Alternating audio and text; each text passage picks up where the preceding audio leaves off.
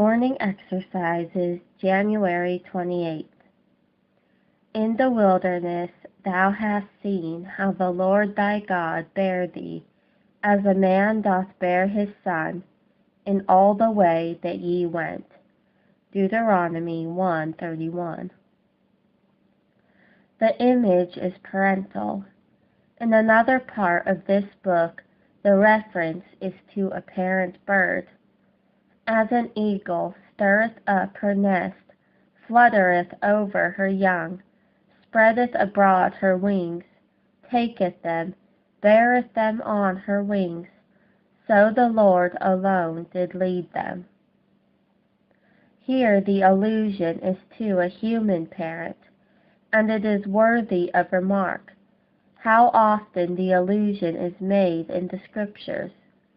Thus, to mention a few of them, like as a father pitieth his children, so the Lord pitieth them that fear him. I will spare them, as a man spareth his own son that serveth him. If ye, being evil, know how to give good gifts unto your children, how much more shall your Father who is in heaven give good gifts to them that ask him? The softer sex is also adduced, and maternal tenderness supplies feeling as well as thought. As one whom his mother comforteth, so will I comfort you. Can a woman forget her sucking child, that she should not have compassion on the son of her womb? Yea, she may forget, yet will not I forget thee. Observe the image which Moses here employs. It regards a child, a young child. It is too weak to go alone. It is born. The father is here mentioned, not the mother, for the action of bearing requires strength rather than tenderness. The mother may have been dead. When one parent is called to supply the place of both, an increase of care and kindness becomes necessary, and is soon felt. Imagine, therefore, an Israelite, deprived in his journey through the wilderness of the companion of his life. Perhaps as soon as she had brought him forth a son, perhaps in consequence of it. The child, thus bereaved, is endeared by the decease of the mother, and he takes it and bears it. How?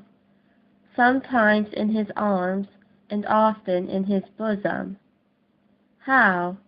Tenderly, softly, now pressing it to his lips, now soothing its cries, now lulling it to repose, feeding it, defending it, supplying all its wants. All this God does in reality, and infinitely more.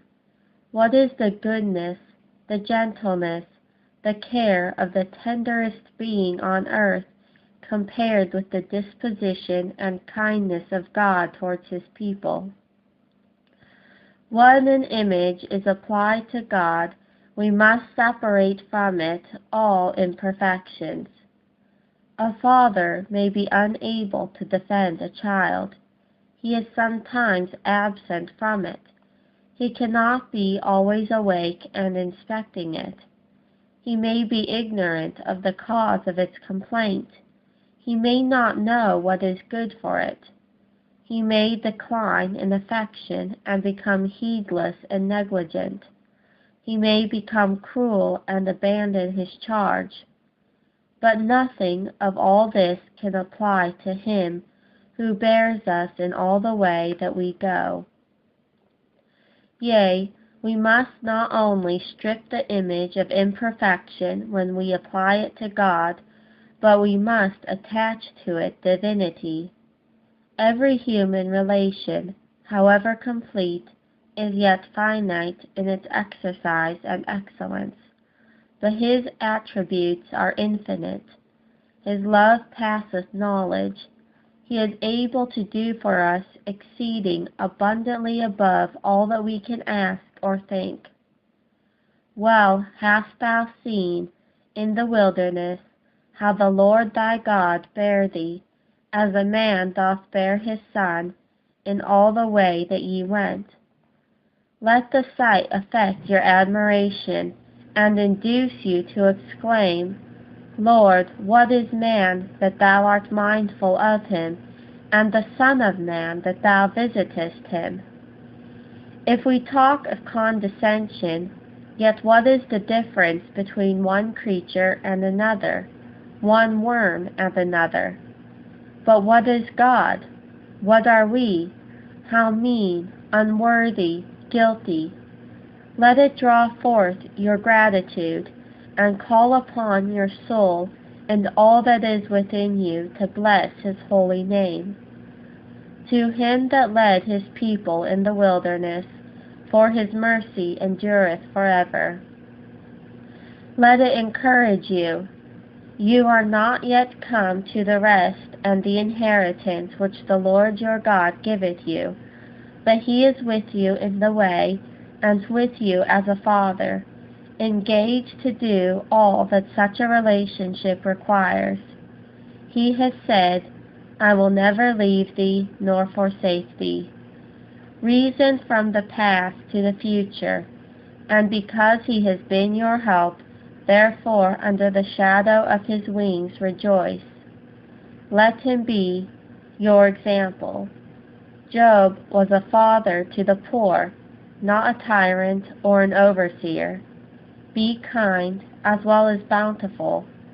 Be ye followers of God. In him the fatherless findeth mercy. Let him find it in you also. Be ye merciful, even as your Father which is in heaven is merciful. Recommend him to others, and say to them, Come with us, and we will do you good, for the Lord hath spoken good concerning Israel. Oh, that the young who are entering this wilderness world would place themselves under his care, and beseech him to be the guide of their youth. Oh, that the bereaved would think of him who can more than repair the losses which make them bleed. When my father and my mother forsake me, then the Lord will take me up.